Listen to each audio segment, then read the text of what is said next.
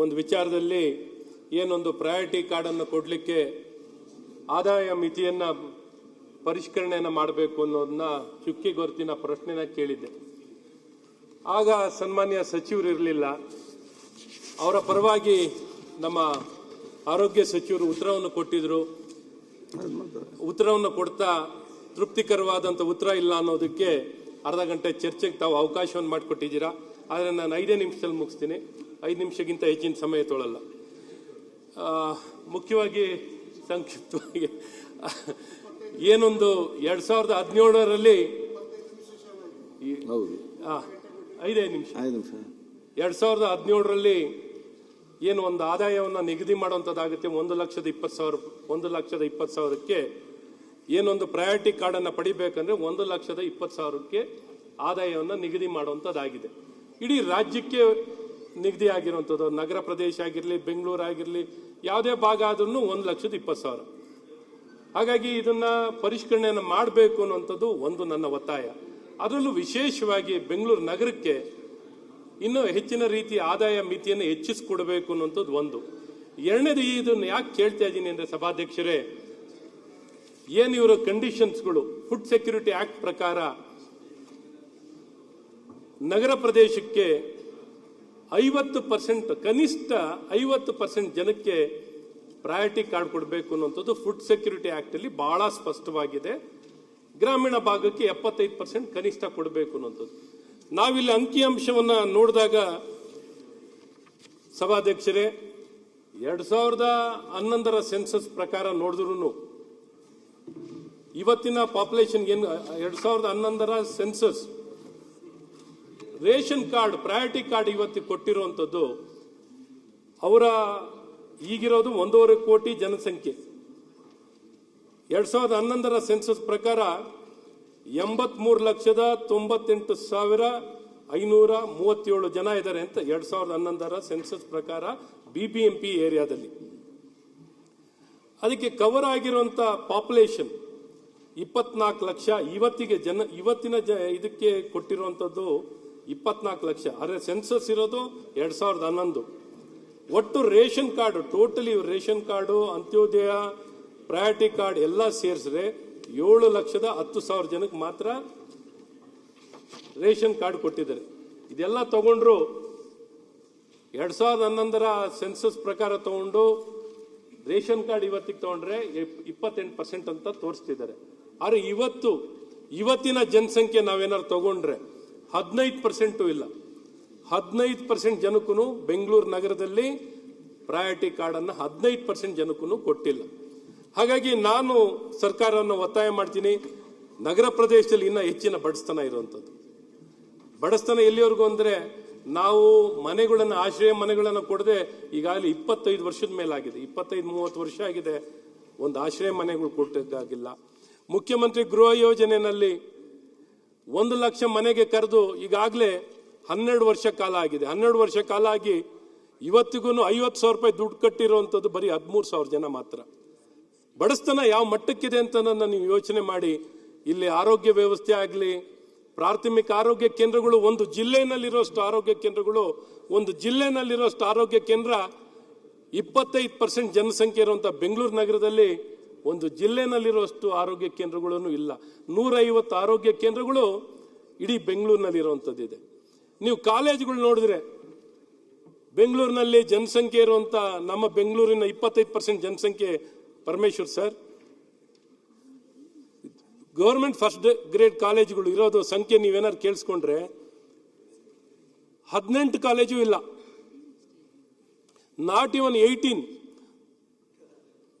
ಕೆಲವು ಕ್ಷೇತ್ರದಲ್ಲೇ 18 ಕಾಲೇಜ್ ಇದ್ದಾವೇನು, 18 ಇಡೀ ಜಿಲ್ಲೆಗಿಲ್ಲ, ಇಡೀ ಬೆಂಗಳೂರು ನಗರಕ್ಕೆ. ಆ ರೀತಿ ನೋಡ್ಕೊಂಡಾಗ ಬಡವ್ರ ಜನಕ್ಕೆ ಇಲ್ಲಿ ಮನೆ ಇಲ್ಲ, ಆರೋಗ್ಯ ಸೇವೆ ಇರೋಲ್ಲ, ಯಾವುದೂ ಮೂಲಭೂತ ಸೌಕರ್ಯ, ಇಲ್ಲಿ ಏನು ಸೌಕರ್ಯಗಳು ಸಿಗುವಂಥದ್ದೇನಿಲ್ಲ. ಹಾಗಾಗಿ ಸರ್ಕಾರಕ್ಕೆ ನಾನು ಒತ್ತಾಯ ಮಾಡ್ತೀನಿ, ಫುಡ್ ಸೆಕ್ಯೂರಿಟಿ ಆಕ್ಟ್ ಪ್ರಕಾರ ಕನಿಷ್ಠ 50% ಜನಕ್ಕೆ, ಈಗ ಬರೀ 15% ಜನಕ್ಕೆ ಸಿಕ್ಕಿದೆ, ಆದಾಯ ಮಿತಿಯನ್ನು ಹೆಚ್ಚಿಸಿಕೊಡಿ, ಪರಿಷ್ಕರಣೆಯನ್ನು ಮಾಡಿಕೊಡಿ. ಮತ್ತು ಏನು ನೀವೇ ಹೇಳಿದ್ದೀರ ನಿಮ್ಮ ಕಂಡೀಷನ್ಸ್ನಲ್ಲಿ ಆಟೋ ಡ್ರೈವರ್ಗಳಿಗೆ ಕೊಡಲೇಬೇಕು, ಮ್ಯಾಕ್ಸಿ ಕ್ಯಾಬಿನ ಡ್ರೈವರ್ ಕೊಡಲೇಬೇಕು. ಆಟೋ ಡ್ರೈವರ್ಗಳಿಗೂ ಇಲ್ಲ, ಮ್ಯಾಕ್ಸಿ ಕ್ಯಾಬಿನ ಡ್ರೈವರ್ಗೂ ಇಲ್ಲ, ವಿಧವೆಯರಿಗಿಲ್ಲ, ವಿಕಲಚೇತನರಿಗಿಲ್ಲ, ಅಥವಾ ಯಾವುದೇ ಒಂದು ಮಾರಕ ಕಾಯಿಲೆಯಿಂದ ತುತ್ತಾಗಿರೋ ವ್ಯಕ್ತಿಗಳಿಗೆ, ಬಳಲ್ತಿರೋಂಥ ವ್ಯಕ್ತಿಗಳಿಗೂ ರೇಷನ್ ಕಾರ್ಡ್ ಇಲ್ಲ. ಈ ಪರಿಸ್ಥಿತಿಯಲ್ಲಿದೆ. ಹಾಗಾಗಿ ನಾನು ಆಹಾರ ಸಚಿವರಲ್ಲಿ, ನೀವು ಹಿರಿಯರು, ಬಡವರ ಬಗ್ಗೆ ಕಾಳಜಿ ಇರುವಂಥವ್ರು, ಹಾಗಾಗಿ ಬೆಂಗಳೂರು ನಗರದಲ್ಲೇ ನೀವು ಎಲ್ಲ ಅನುಕೂಲ ಇರೋರು, ಹೆಚ್ಚು ಕಡಿಮೆ ಇರೋರೆಲ್ಲ, ಆದರೆ ಬೆಂಗಳೂರು ನಗರದಲ್ಲಿ ಅನುಕೂಲ ಪಡ್ಕೋತಾರೆ. ಆ ನಗರಕ್ಕೆ ಸರ್ಕಾರಗಳಿಂದ ವಿರಳವಾಗಿ ಒಳ್ಳೆ ಕೆಲಸ ಆಗುವಂಥದ್ದಾಗುತ್ತೆ. ಹಾಗಾಗಿ ನಿಮ್ಮನ್ನ ಇವತ್ತು ಅಪರೂಪಕ್ಕೆ ನಮಗೆ ಸಭಾಧ್ಯಕ್ಷರು ಅವಕಾಶವನ್ನು ಮಾಡಿಕೊಟ್ಟು ಈ ವಿಚಾರದಲ್ಲಿ ಚರ್ಚೆ ಮಾಡಲಿಕ್ಕೆ ಅವಕಾಶವನ್ನು ಮಾಡಿಕೊಟ್ಟಾರೆ. ತಮ್ಮಯ್ಯ ನಿಮಗೆ ತೃಪ್ತಿಯಾಗಿ ಚೆನ್ನಾಗಿ ಊಟ ಮಾಡಿ ಎಲ್ಲನೂ ಪಡ್ಕೊಂಡ್ರು ಬೆಂಗಳೂರು ನಗರಕ್ಕೇನು ಅನುಕೂಲ ಸಿಕ್ಕಿಲ್ಲ ತಮ್ಮಯ್ಯನವರೇ. ಇಲ್ಲಿ ಕಷ್ಟ ನಾವೇ ಎಷ್ಟೋ ಸಲ ಈ ನಗರಕ್ಕೆ ಅನ್ಯಾಯ ಮಾಡಿದ್ವಲ್ಲ. ಈ ಚುನಾಯಿತ ಪ್ರತಿನಿಧಿಗಳಾಗಿ ನಗರವನ್ನು ಪ್ರತಿನಿಧಿಸಿ ಬಡವ್ರ ಪರವಾಗಿ ಏನು ಕೆಲಸ ಮಾಡ್ಲಿಕ್ಕಾಗಿಲ್ಲ ಅಂತ ಆತ್ಮಾವಲೋಕನ ಮಾಡಿದಾಗ ನಿಜಕ್ಕೂ ನೋವಾಗುತ್ತೆ ಸಭಾಧ್ಯಕ್ಷರೇ. ಮನೆ ಬಡವರಿಗೇನು ಅವ್ರ ಪರವಾಗಿ ರಸ್ತೆಗಳಾಗ್ತೀವಿ, ಒಂದಿಷ್ಟು ಕೆಲಸಗಳು ಮಾಡ್ಕೊಂಡು ಬಂದ್ಬಿಡ್ತೀವಿ, ಆದರೆ ನಿಜಕ್ಕೂ ಬಡವರಿಗೆ ಅನುಕೂಲತೆ ಕೊಡೋದ್ರಲ್ಲಿ ನಾವು ವಿಫಲರಾಗಿದ್ವಿ. ಹಾಗಾಗಿ ದಯವಿಟ್ಟು ನಾನು ಆಹಾರ ಸಚಿವರಲ್ಲಿ ಕೈ ಮುಗ್ದು ಕೇಳ್ಕೊತೀನಿ, ನಗರದ ಜನರ ಸಮಸ್ಯೆಗಳನ್ನು ಬಗೆಹರಿಸಿ ಈ ಪ್ರಯಾರಿಟಿ ಕಾರ್ಡ್ಗಳನ್ನು ಫುಡ್ ಸೆಕ್ಯೂರಿಟಿ ಆಕ್ಟ್ ಪ್ರಕಾರ 50% ಜನಕ್ಕೆ ಕೊಡುವಂಥದ್ದು ವ್ಯವಸ್ಥೆ ಆಗಿ. ತಮ್ಮಯ್ಯ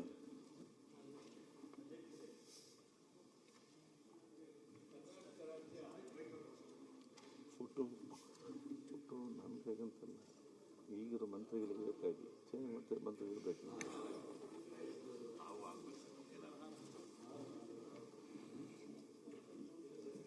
ಭಾರತ ದೇಶದಲ್ಲಿ ಕರ್ನಾಟಕ ಆರ್ಥಿಕ ಪರಿಸ್ಥಿತಿಯಲ್ಲಿ 2ನೇ ಸ್ಥಾನದಲ್ಲಿದೆ, ಮಹಾರಾಷ್ಟ್ರ ಬಿಟ್ಟರೆ. ಪರ್ ಕ್ಯಾಪಿಟ ಇನ್ಕಮ್ನಲ್ಲಿ 1ನೇ ಸ್ಥಾನಕ್ಕೆ ಹೋಗಿದ್ದೇವೆ. ಟೋಟಲ್ ಕಾರ್ಡ್ಸು 70ರಿಂದ 73% ಇದೆ. 1,24,00,000 ಕಾರ್ಡ್ದಾರಿದ್ದಾರೆ. ಸುಮಾರು 4.25 ಕೋಟಿ ಜನಕ್ಕೆ ಇವತ್ತು ನಾವು BPL ಕಾರ್ಡನ್ನು ಕೊಟ್ಟಿದ್ದೇವೆ. ಬೆನಿಫಿಷರೀಸು ಸುಮಾರು 4,50,00,000 ಇದ್ದಾರೆ.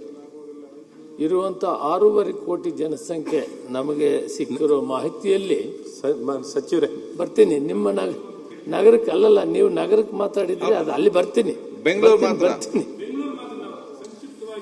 ನೀವೆಲ್ಲ ರೌಂಡ್ ಅದೆಲ್ಲ ನನಗೂ ಗೊತ್ತಿದೆ, ನಿಮಗೂ ಗೊತ್ತಿದೆ, ನಾನು ಅದ್ರ ಬಗ್ಗೆ ಪ್ರಶ್ನೆ ಮಾಡಿಲ್ಲ. ಬೆಂಗಳೂರದು ತಾವು ಬೆಂಗಳೂರಿನ ನೀವೇನಾದ್ರು ನೀವು ಸ್ಥಾನದಲ್ಲಿದ್ದೀರಾ, ಒಂದು ಒಳ್ಳೆ ಕೆಲಸ ಮಾಡೋಕ್ಕೆ ಅವಕಾಶ ಇದೆ, ದಯವಿಟ್ಟು ಮಾಡಿ ಅಂತ. ಅದಕ್ಕೆ ನೀವು ಎಲ್ಲೆಲ್ಲ ರೌಂಡ್ ತಗೊಂಡೋಗ್ಬಿಡಿ ಅಷ್ಟೇ ನಮಗೆ ಸರ್. ರಾಜ್ಯದೆಲ್ಲ ಗೊತ್ತಿರೋದೇ ಗುರು ನಿಮ್ದು ಎಲ್ಲ. ಮಂಜುನಾಥ್ ಬೆಂಗಳೂರಿಗೆ ಸೀಮಿತ ಪ್ರಶ್ನೆ ಅವರು ಚರ್ಚೆ ತಗೊಂಡಿದ್ದಾರೆ. ತಮಿಳುನಾಡು, ಕೇರಳ, ಆಂಧ್ರ ಪ್ರದೇಶ್, ತೆಲಂಗಾಣ BPL ಕಾರ್ಡು 50-55% ಮೇಲೆ ಹೋಗಿಲ್ಲ. ಪ್ರಗತಿ ಪಥದಲ್ಲಿರುವ ಕರ್ನಾಟಕ ರಾಜ್ಯ 73% ಸುಮಾರು ಕೊಡ್ತಾ ಇದ್ದೀವಿ. ಆದರೆ ಮಾನ್ಯ ಸದಸ್ಯರು, ಮಾಜಿ ಸಚಿವರು ಅವರದೇ ಆದ ಕ್ಷೇತ್ರದನ್ನು ಖುದ್ದಾಗಿ ಕೂಡ ನನಗೆ ಭೇಟಿಯಾಗಿ ವಿಷಯವನ್ನು ತಿಳಿಸಿದ್ದಾರೆ.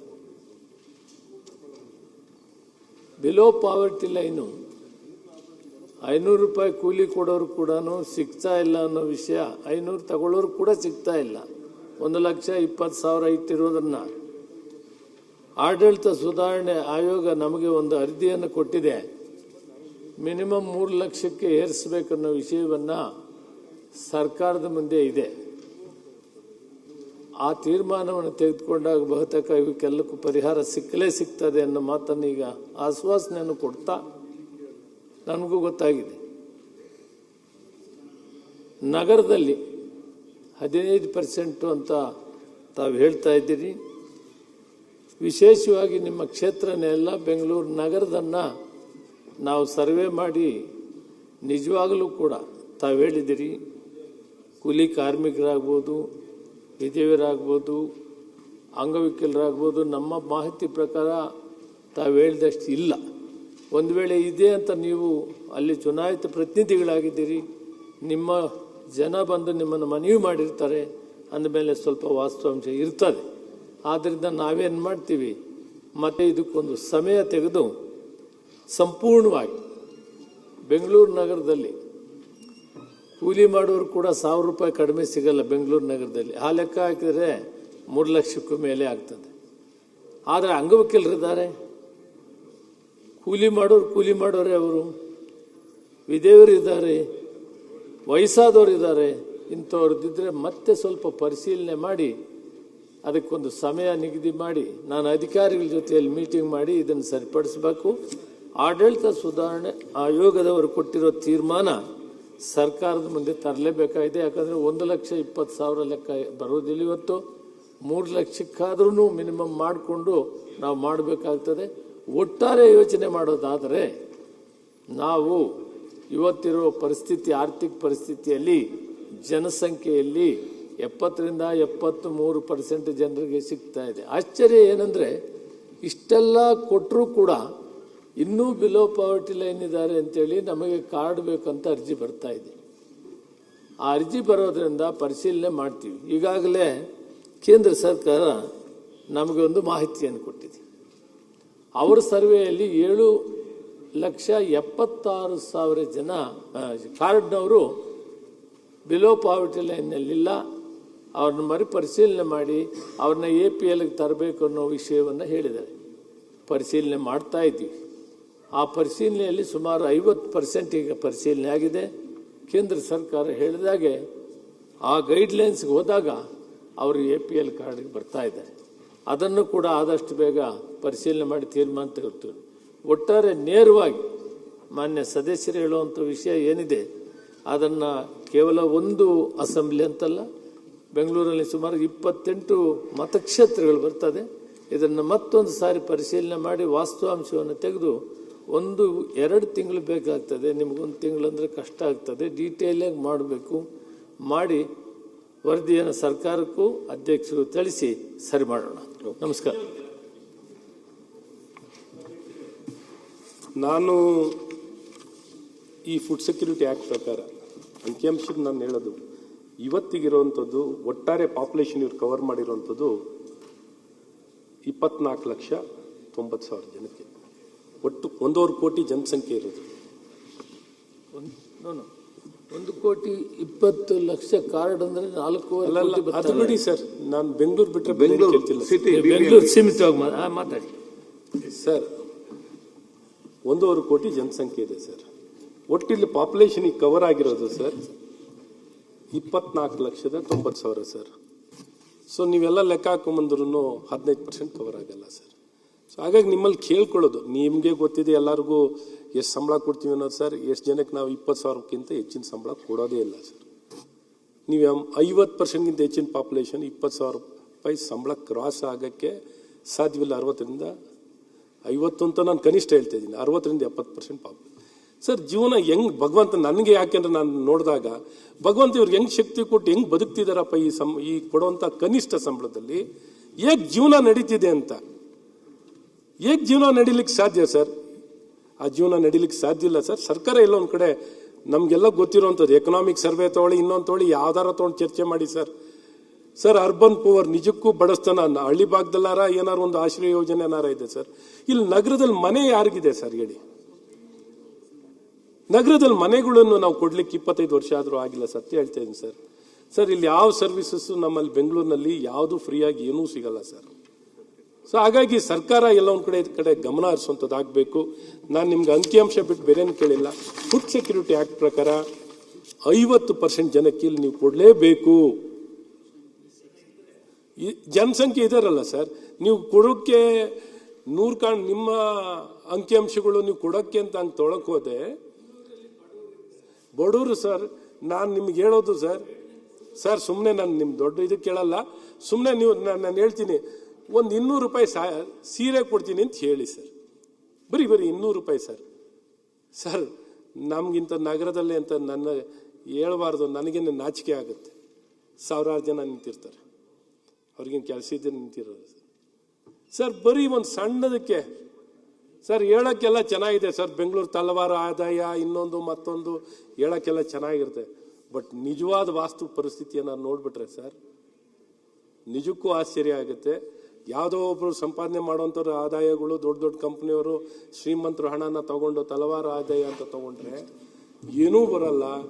ಎಂಥ ಪರಿಸ್ಥಿತಿಯಲ್ಲಿದ್ದಾರೆ. ಕೆಲವು ಕಡೆ ನಿಮಗೆ 95%, 99%, 100% ಕ್ರಾಸ್ ಆಗಿರೋ ಜಾಗಗಳಿದ್ದಾವೆ. ಆದರೆ ಈ ನಗರದಲ್ಲಿ ನಮ್ಮ ದುರದೃಷ್ಟಕ್ಕೆ ಇದ್ಯಾವುದೂ ಇಲ್ಲ. ಎಷ್ಟು ಜನಕ್ಕೆ ನಿವೇಶನ ಇದೆ ನೋಡ್ಕೊಳ್ಳಿ, ಎಷ್ಟು ಜನಕ್ಕೆ ವಸತಿ ಇದೆ ಅಂತ ನೋಡಿ. ಯಾವುದು ನೋಡಿದ್ರು ಇವತ್ತು 50,000, 1 ಲಕ್ಷ ಮನೆ. ನಿಮ್ಗೆ ಸುಮ್ಮನೆ ಯಾಕೆ ಕಣ್ಣು ತೆರಿಲಿಕ್ಕೆ ನಾನು ಪ್ರಯತ್ನ ಮಾಡಿದೆ ಅಂದರೆ, ಸರ್ಕಾರ ಕರೆದಿರುವಂಥ 1 ಲಕ್ಷ ಮನೆಗೆ ಅರ್ಜಿಗೆ 50,000 ರೂಪಾಯಿ ಕೊಡಲಿಕ್ಕೆ ಬರೀ 13,000 ಜನ ಕೈನಲ್ಲಿ ಮಾತ್ರ ಆಗಿದೆ ಸರ್. ಹಾಗಾಗಿ ನಿಜಕ್ಕೂ 50,000 ರೂಪಾಯಿ ಕೊಟ್ಟು ಅರ್ಜಿ ಕೊಡಲಿಕ್ಕೂ ಸ್ವಂತ ಮನೆಗಳು ತೊಗೊಳ್ಲಿಕ್ಕೂ ಆಗಿಲ್ಲ ಸರ್. ನಿಜಕ್ಕೂ ಕೆಟ್ಟ ಪರಿಸ್ಥಿತಿ ಇದೆ. ದಯವಿಟ್ಟು ನಿಮ್ಮ ಕೈ ಮುಗಿ ಕೇಳ್ಕೊತೀನಿ, ಇದನ್ನು ಕನ್ಸಿಡರ್ ಮಾಡಿ ಉದಾರವಾಗಿ ನಿಮ್ಮ ಅಧಿಕಾರಿಗಳಿಗೆ ಹೇಳಿ, ಏನು ಒಂದು ಫುಡ್ ಸೆಕ್ಯೂರಿಟಿ ಆಕ್ಟ್ ಪ್ರಕಾರ 50% ಜನಕ್ಕೆ ಸ್ಯಾಚುರೇಷನ್ ಕೊಡುವಂಥದ್ದು 50% ಜನಕ್ಕೆ ಕೊಡುವಂಥದ್ದು ಆಗಲಿ ಅಂತ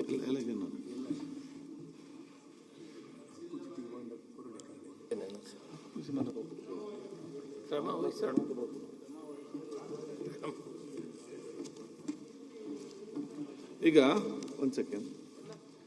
ಈಗ ಪ್ರಶ್ನೋತ್ತರ ನಂತರ ಮತ್ತೆ ಬಜೆಟ್ ಓಕೆ, ಮತ್ತೆ ಬಜೆಟ್ ಡಿಸ್ಕಷನ್ ಮತ್ತೆ ಕಾಲಿಂಗ್ ಡಿಸಿಷನ್ ತಗೊಳ್ಳಿಕ್ಕಿದೆ. ಈಗ ಪ್ರಶ್ನೋತ್ತರದಲ್ಲಿ ಒಂದು ಮಾನ್ಯ ಮುಖ್ಯ ಮಿನಿಸ್ಟ್ರಿಗೆ ಒಂದು ಎಮರ್ಜೆನ್ಸಿ ಮೀಟಿಂಗ್ ಇದ್ದ ಕಾರಣ ಬರ್ತಾ ನಿಮ್ದಿದೆ.